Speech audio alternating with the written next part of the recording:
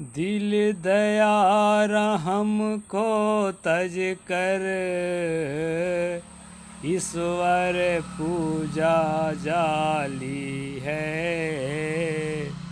मानव से बैर बढ़ाकर संध्या नमाज खाली है। नमस्कार दोस्तों, मैं विनाश दास रेशनल कबीर यूट्यूब चैनल में आप सबका हार्दिक स्वागत करता हूं। साथियों, यदि चैनल को सब्सक्राइब नहीं किए हैं तो सब्सक्राइब ज़रूर करें। शेयर करके अभी सभी ग्रुपों में सभी साथियों तक अपने पहुंचाएं। बेल आइकन को प्रेस करें, ऑल नोटिफिकेशन ऑन रखें ताकि हर नया अपडेट आप तक समय से पहुंच सके। लाइक और कमेंट ज़रूर करें दोस्तों। मैंने एक कविता बोली है। एक कविता कबीर पंथ के प्रसिद्ध संत पूज्य अभिलाष साहेब जी द्वारा रचित है। दिल दया रहम को तजकर ईश्वर पूजा जाली है। मानव से बैर बढ़ाकर संध्या नमाज खाली है। साथियों, ये जो अपने आप को आस्तिक कहने वाले लोग हैं, अपने आप को धार्मिक कहने वाले लोग हैं, खूब संध्या करते हैं, 3 टाइम संध्या करते हैं और जो है इस्लाम को जो धर्म मानते हैं, 5 वक्त जो है नमाज पढ़ते हैं।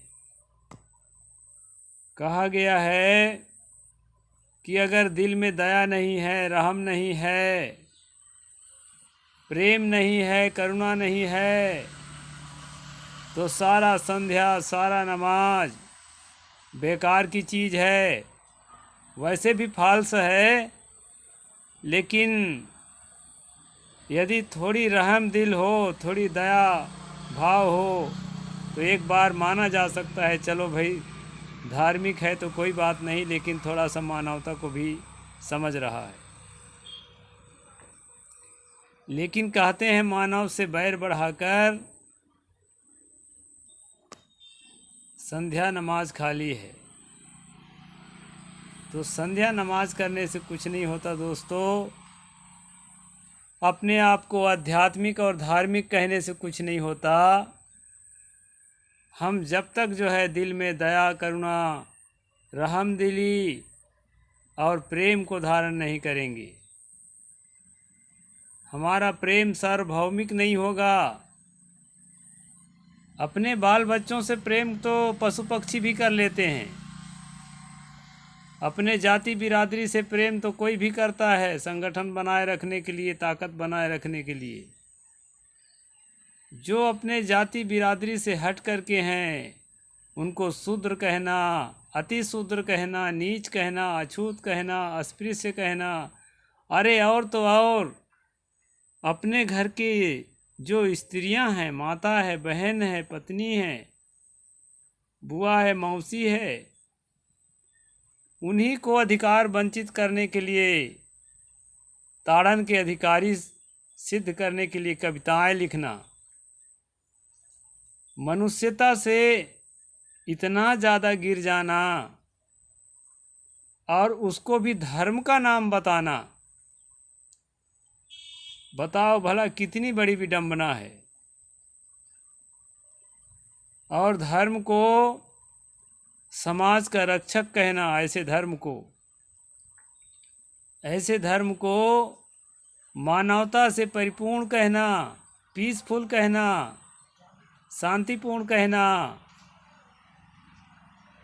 यानी हम कुछ भी करें, हम पर उंगली न उठाया जाए, यही धर्म है। हम किसी को नीच कहें, अछूत कहें, घड़े छूने पर हत्या कर दें, सामूहिक बलात्कार करें, किसी के बहू बेटी को नंगा घुमाएं, हर काम हम करें, हमको छूट दिया जाए, यही हमारा धर्म है, हिंदू धर्म। दोस्तों, इस प्रकार की मानसिकता को सतगुरु कबीर साहेब ने अपने ज़माने में धुआंधार खंडन किया। मनुष्य को मनुष्य होने का दर्जा मिलना चाहिए, इसकी वकालत की। और इसकी लड़ाई उन्होंने किया। और इस लड़ाई को रोकने में लगे हुए जो लोग थे वो वेदांती और वैष्णव थे। और बाद में जब देखे कि जन जन में स्वीकृति मिल गई, पूरी जनता ने कबीर को स्वीकार कर लिया, तो बोलने लगे कि नहीं, कबीर तो भगवान के भक्त थे, हमारे ही धर्म को तो मानते थे। उनके आइडियोलॉजी को ख़त्म करने के लिए दोस्तों स्वामी रामानंद का शिष्य बताया गया। इसी विषय पर कबीर और रामानंद यह किताब मैं आपको पढ़ कर के सुना रहा हूँ। कई सीरीज निकल चुके हैं, पिछले सीरीज को भी आप लोग देखें, क्योंकि हर एपिसोड्स में कुछ न कुछ बातें होती हैं, उनको आप अवश्य देखें। अवश्य देख करके जो है उसका मूल्यांकन करें, और जो बातें आपको लगे कि मानवता के अनुरूप है उसको अपने जीवन में, परिवार में और समाज में स्थापित करने के लिए सहयोग करें। कल दोस्तों मैंने पढ़कर आपको सुनाया था, यहाँ पर हम पहुँचे थे हिंदू धर्म के वैदिक काल और वैदिक काल के बाद वाली बातें हम लोगों ने पढ़ा था कि उनके दिलो दिमाग में आतंक पैदा करने के लिए समय समय पर उनका सामूहिक वध भी किया जा रहा है। जो शूद्र थे, ओबीसी आज के भाषा में जिनको कहते हैं, और जो अति शूद्र थे, एसटी और एससी, दोस्तों समय समय पर उनका सामूहिक वध इसलिए किया जा रहा था ताकि हमारे खिलाफ कुछ भी बोलने के लिए हिम्मत ना हो, और उस बात को अपने शास्त्रों के माध्यम से जस्टिफाई किया जा रहा था कि हम जो भी कर रहे हैं ये धर्म के अनुरूप है, ये बिल्कुल गलत नहीं है, ये परमात्मा के अनुरूप है, और ये हमारा धर्म है, और यही हमारा ही नहीं पूरे संसार का सनातन धर्म है। सत्य सनातन वैदिक धर्म की जय, ऐसा भी कहते थे, अभी भी कहते हैं, भूल बस। शोषक लोग तो जानबूझकर कहते हैं, लेकिन शोषित लोग भूल बस कहते हैं दोस्तों। तो इसी का हम पर्दाफाश करते चल रहे हैं। और ये समय समय पर सामूहिक जो वध किया जाता था, ओबीसियों का, शूद्रों का, जाट मराठा गुर्जर कुर्मियों का, तेली तमोली कलारों का, यादवों का, जो पिछड़ी वर्ग के जाति जिसको शूद्र कहा गया है मनुस्मृति की भाषा में, उनका सामूहिक वध करना, और एससी एसटी को जिसको अति शूद्र, अंत्यज या अछूत कहा गया है, उनका सामूहिक वध करना, उनके बहू बेटियों का बलात्कार करना, सामूहिक बलात्कार करना, नंगा घुमाना, यह सब जो है ना, ये हिंदू संस्कृति, आर्य संस्कृति या वैदिक धर्म का हिस्सा है दोस्तों। क्योंकि लेखक ने यहाँ शास्त्रों से ही प्रमाणित किया है इन बातों को, गप नहीं किया है, भाषण नहीं किया है। यहाँ पर प्रसंग आया है सामूहिक वध को कैसे जस्टिफाई कर रहा है गौतम, उसको मैं दिखाता हूँ। यह बात तो ऐतरेयी ब्राह्मण से प्रमाणित होता है, ऐतरेयी ब्राह्मण से। यथा काम वध्यः, जितनी आवश्यकता हो शूद्रों का वध कर सकते हो, बलि चढ़ा सकते हो, मार डालो, ये जो है शास्त्र आज्ञा है दोस्तों।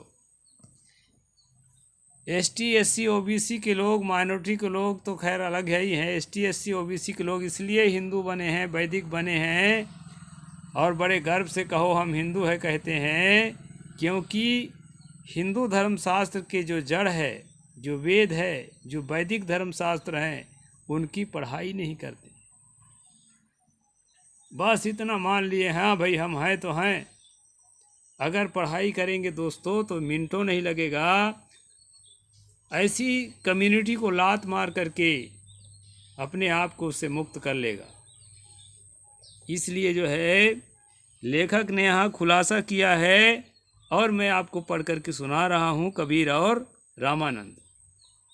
स्वामी शंकराचार्य भी गवाही देते हैं कि जो ब्राह्मणों के वर्चस्व को स्वीकार न करे, राजा को चाहिए कि उनका वध कर दे। बध्यस्य दंडस्थ, दंडित करना चाहिए, वध कर देना चाहिए। आखिर ये वचन एक सन्यासी के मुख से निकला कैसे? आदि शंकर एक सन्यासी थे जो संसार को एक ब्रह्म देखने वाले, कहने आत्मवत सर्वभूतेषु यः पश्यति स पंडिता, ऐसा कहने वाले लोग कि अपने आत्मा के समान सभी प्राणियों को समझता है, वह पंडित है। ऐसा कहने वाले लोग, उनका लीडर जो है, कहते हैं कि एक सन्यासी के मुख से कैसे निकला कि ब्राह्मणों के वर्चस्व को कम करने का प्रयास करें, उनकी हत्या कर दो, उनको दंडित करो। राजा को चाहिए कि ऐसा वो करे। जो संसार का एक ब्रह्म देखने वाला, सब में अपनी आत्मा को और अपनी आत्मा को सब में देखने वाले आचार्य शंकर के मुख से ये वाक्य निकला कैसे? आश्चर्य की कोई बात नहीं है, क्योंकि मानवतावादी बौद्धों के उच्छेद करने में शंकर का हाथ जरूर था। हमारे कई संत लिखते हैं कि शंकर जो है बौद्धों का हंता नहीं था, उसने इसमें कोई हाथ नहीं बटाया है सामूहिक हत्या में। लेकिन दोस्तों, शंकर के ऊपर आरोप नहीं लगाया जा रहा है। माधवाचार्य जो शंकर के ही चेला है, जिसने शंकर दिग्विजय लिखा है, वो खुद इन बातों का उल्लेख किया है कि शंकर जब दिग्विजय करने निकले तब बौद्धों से शास्त्रार्थ करते थे, और शास्त्रार्थ में शास्त्र और शस्त्र दोनों चीज़ का प्रयोग करके उनको मार डालते थे, और सामूहिक हत्या उन्होंने की है। ये उन्हीं की किताबें जो है इस बात की गवाही देती हैं। यह बात जो है शंकर दिग्विजय से प्रमाणित होता है। इसलिए शंकर ने वेदांत दर्शन के अपने भाष्य में गौतम के हवाले से कहा, वेद सुनने वाले शूद्र के कान में पिघला हुआ लाख या रांगा से पूर्ण करो, उच्चारण करने पर उनकी जीभ काट लो, यदि कंठस्थ कर लिया हो तो जान से मार डालो। यह शब्द कितना हिंस्र है, हिंसक शब्द है दोस्तों, विचारते ही बनता है। इससे पता चलता है कि आचार्य शंकर का हृदय बहुत ही कठोर था। ये लेखक लिख रहे हैं। वैष्णव परंपरा के लोग कबीर, रैदास आदि निर्गुणी संतों को अपने स्वार्थ के लिए आत्मसात करना चाहते थे, किंतु जब देखा कि उन्हें अपने में मिलाना खतरे से खाली नहीं है, तब नाना प्रकार के उल्टी सीधी बातें लिखने लगे। यानी कि जब संभालने में नहीं आया, कबीर संभालने में नहीं आए, रैदास संभालने में नहीं आए, तो क्या काम करे दोस्तों, उनको अपने में मिलाने लगे। महिमा चमत्कार देवी देवता के भगत बनाने लगे, सोने का कंगन गंगा माई देने लगी, और कबीर साहब की चौकी चलने लगा, और कबीर साहब के भंडारा में विष्णु भगवान केशव बंजारा का अवतार लेकर के उनका सहयोग करने लगा। तो इस प्रकार के झूठी कहानी लिख करके दोस्तों ये अपने में मिलाने का कोशिश किया, ताकि भोली जनता को बेवकूफ़ बनाया जा सके कि कबीर तो हमारे थे, रैदास तो हमारे थे, हमारे वर्णाश्रम व्यवस्था के समर्थक थे, और जो वर्णाश्रम व्यवस्था के विरोध में जो बातें लिखी गई है वो कबीर का, रैदास का लिखा हुआ नहीं है, वो तो भूत प्रेतों ने लिख करके और छपा दिया है। ऐसा जो है झांसा दे करके जनता को बेवकूफ़ बनाने का प्रयास किया गया है दोस्तों। लेखक ने पर्दा खोल करके इस किताब को लिखा है, इसलिए आप लोगों को ज़रूर जन जन तक इन बातों को पहुंचाना चाहिए। ब्राह्मणी परंपरा का यह स्वभाव है कि प्रसिद्ध महापुरुषों का विरोध करना जब उन्हें कठिन लगता है, तब ये लोग समाहार की नीति अपनाते हैं। भगवान बुद्ध के साथ भी ऐसा ही किया गया था। जब देखा कि पूरा देश भगवान बुद्ध के मानवतावादी विचारों से ओतप्रोत है, तो ब्राह्मणों ने बुद्ध को भगवान का 10वां अवतार बनाकर उसे पूज लिया। कहीं कहीं पर 9वां अवतार बनाया, ऐसा भी लिखा है। 9वां या 10वां जो भी है, लेकिन अवतार बना ही लिया, पूज लिया, किंतु उनके विचारों को अग्राह्य घोषित किया। वो बोले कि असुरों को, राक्षसों को गलत रास्ता दिखा करके नरक में जो है जगह खाली है उसको पूर्ति करने के लिए, फीलिंग करने के लिए भगवान ने बुद्ध का अवतार लिया। इसलिए नास्तिकता का रास्ता बताया, गलत रास्ता बताया। यानी कि वो भगवान का अवतार तो है, उसकी पूजा करनी चाहिए मूर्ति बनाने के, लेकिन उनको विचारों को दफना देना चाहिए। ये षड्यंत्र है दोस्तों। बुद्ध को, तथागत भगवान बुद्ध को भगवान का अवतार क्यों बनाया गया? इस प्रश्न का जवाब है कि भगवान का अवतार तो है लेकिन उनका विचार अग्राह्य है, मतलब उसको ग्रहण मत करो, उनके विचारों पर मत चलो, उनके पुतला बना के पूजा करो, और जो है असली विचार हमारे पास है उसको मानो। पूर्व जन्म के पाप के कारण तुम नीच जात में पैदा हुए हो, हमारी सेवा करोगे जी जान से। हम जितना भी जूता मारें, लात मारें, उसको सही के, गाली बकें उसको सही के, सापत ताड़त पर उसका हंता विप्रटू जस गाँव वहीं संता, उसको सही के जो है जब हमारी सेवा करोगे तो फिर अगले जन्म में हमारे जैसा जन्म पाओगे और उसका तुम्हें बेनिफिट मिलेगा। ऐसा दोस्तों ये है असली विचार, इसको मानो। ये षड्यंत्र, इस षड्यंत्र का नाम ही हिंदू धर्म या वैदिक धर्म है। दरअसल ये ब्राह्मण धर्म है दोस्तों। इसको समझना बहुत ज़रूरी है हर बहुजन को, केवल कबीर पंथियों को नहीं, बहुत ज़रूरी है इसको समझना। और इनके शास्त्रों से प्रमाणित हो रहा है, हम अपनी ओर से कुछ भी नहीं प्रमाणित कर रहे हैं। आगे कहते हैं लेखक कि भगवान बुद्ध को अपना ईश्वर का अवतार बताया और उनके विचारों को अग्राह्य घोषित किया। इसी प्रकार कबीर आदि संतों के साथ किया गया। कबीर को सुखदेव का अवतार कहा, किसी ने ध्रुव का अवतार बताया, किसी ने प्रहलाद का अवतार मानकर उनकी प्रसिद्धि से लाभ उठाए, और रामानंद का शिष्य बताकर प्रकारांतर में रामानंद को सबसे बड़ा सिद्ध किया गया। रामानंद को जनता पूछने वाली नहीं थी, तो उनको जो है कबीर का गुरु बताकर समाज में प्रस्तुत किया गया दोस्तों।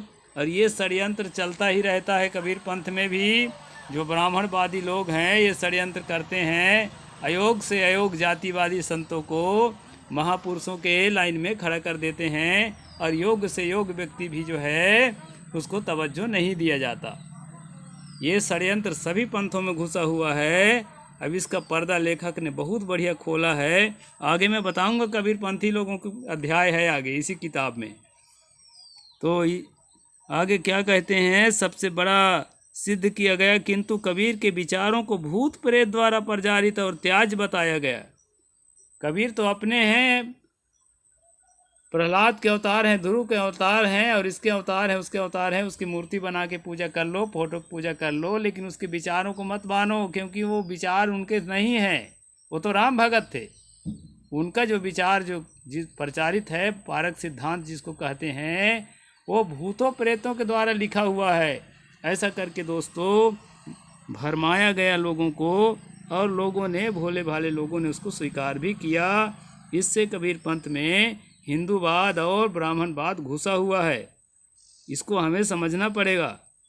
कबीर को उनके मौलिक रूप में वो कतई स्वीकार नहीं कर सकते, मौलिक रूप में कर ही नहीं सकते, क्योंकि मौलिक रूप में वो ये ढोंग ढकोसलों का स्वीकार नहीं करते। उनका तीरथ, उनका व्रत, उनका जातिवाद, उनका तिलक, उनका कंठी और उनका क्या क्या प्रपंच जो है कबीर साहिब के विचारधारा के ठीक विपरीत है।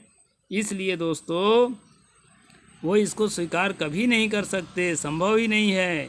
हम पूर्ण रूप से सिद्ध करके दिखाए हैं कि स्वामी रामानंद और कबीर के विचारों में जमीन आसमान का अंतर है, एवं किसी भी प्रकार से कबीर साहिब उनके शिष्य नहीं थे।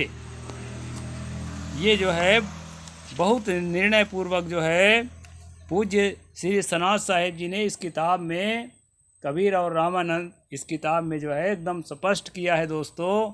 और इस किताब को आप लोग को पढ़ना चाहिए, और नहीं पढ़ते हैं तो मेरे एपिसोड्स को तो ज़रूर सुना करें और लोगों तक पहुंचाएं, ताकि हम ठीक से समझ सकें कि कैसे घाल मेल चलता है बहुजनों के साथ।